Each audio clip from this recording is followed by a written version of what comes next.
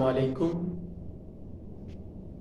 প্রিয় বাংলাদেশ ও মালয়েশিয়ান প্রবাসী ভাইরা, বিশ্বের যে যে প্রান্ত থেকে প্রবাস খুঁটিনাটি দেখতেছেন তাদেরকে জানাই অভিনন্দন ও ভালোবাসা। আজকে আপনাদের সাথে একটা কথা বলবো, সেটা হচ্ছে যে বিমান টিকিট নিয়ে বর্তমানে বাংলাদেশের যে পরিমাণ সিন্ডিকেট চলতেছে। আসলে আমাদের প্রবাসীরা আমরা কোথায় যাব? আমরা যারা প্রবাসী, আমাদের দুঃখের কথা, বিগত বাংলাদেশে যত সরকারে এসেছে কেউই বুঝতে চায় নাই আমার মনে হয়। হয়তো কেউ কম বা বেশি, কিন্তু টোটালি কেউ প্রবাসীদেরকে ওইরকম স্যাটিসফাই করতে পারে না। যদি স্যাটিসফাই করতে পারতো, বর্তমান বাংলাদেশের যে সরকার, অন্তর্বর্তীকালীন সরকার, যাদের পাশে হাজারো প্রবাসী একসাথে ঐক্যমত হয়ে এই দেশ গঠনের জন্য প্রতিশ্রুতিবদ্ধ এবং প্রতিজ্ঞাবদ্ধ ছিল, আজকে সেই অন্তর্বর্তী সরকারের সময়কালীন প্রবাসীদের বিমান টিকিটের দাম এত পরিমাণ বাড়ানো হয়েছে যা বলার মতো নয়। আমাদের একজন প্রবাসী বর্তমানে বাংলাদেশে যদি যায়, তাহলে একটা বিমান টিকিটের দাম 1,90,000 টাকা। আপনি কি চিন্তা করতে পারতেছেন 1,90,000 টাকা একজন প্রবাসী কয় মাসে ইনকাম করবে? কেন এমন সিন্ডিকেট? যখন এই অন্তর্বর্তীকালীন সরকার ক্ষমতায় আসছিল, তখন বলছে যে সকল সিন্ডিকেট ভেঙে দিয়ে বাংলাদেশকে একটা সংস্কৃতিমূলক একটা যুগ উপযোগী দেশ হিসেবে, স্বাধীন দেশ হিসেবে আমাদেরকে প্রদান করা হবে। তাদের এই প্রতিজ্ঞা ছিল। আছে কি তারা সেই প্রতিজ্ঞার মধ্যে আছে? যদি সেই প্রতিজ্ঞার মধ্যেই থেকে থাকে, তাহলে বর্তমানে বাংলাদেশের বিমান টিকিটের দাম এত বাড়ছে কেন? বিগত দিনে তো এমন টিকিটের দাম হয় নাই। বর্তমানে যে পরিমাণ টিকিটের দাম বাড়ানো হয়েছে, তো আমরা প্রবাসীদের পক্ষ থেকে বলতে চাচ্ছি, আসুন প্রবাসীদের প্রতি সহানুভূতি হন। প্রবাসীরা হচ্ছে রেমিটেন্স ফাইটার।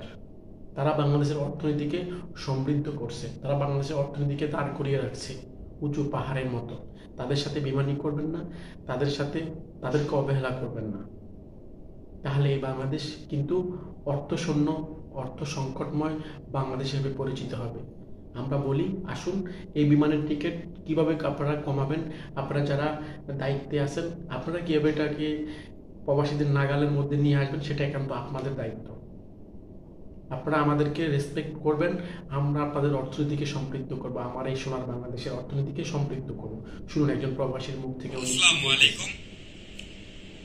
প্লেনের টিকিটের দাম কমান, আর না হলে উপদেষ্টা মন্ডলীরা প্রবাসীদের কাছ থেকে বড় ধরনের একটি ধাক্কা খেতে যাচ্ছেন। 3 গুণ বেড়ে গিয়েছে টিকিটের দাম।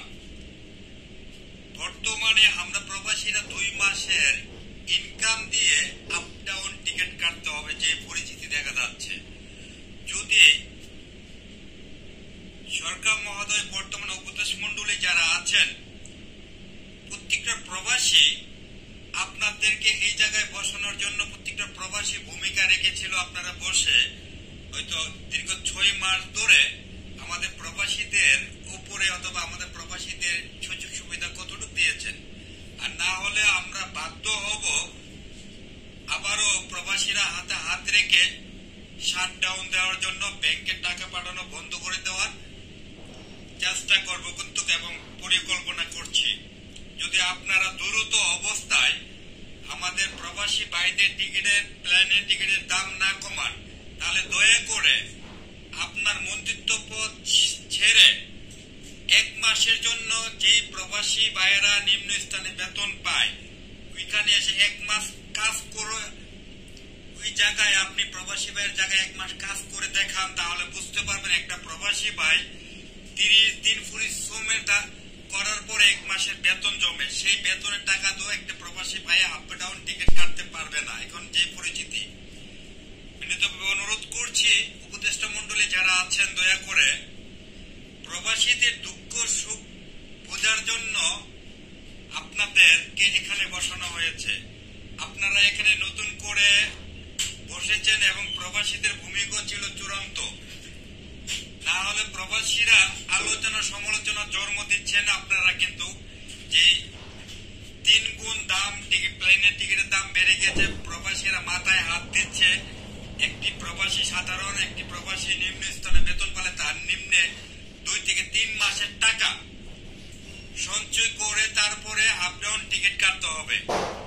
আর না হলে আমরা প্রবাসীরা কঠোর পরিস্থিতি তৈরি করব এবং সকল প্রবাসী ভাইয়েরা হাতে হাত রেখে আবারও ব্যাংকের মাধ্যমে টাকা পাঠানো বন্ধ করে দেব।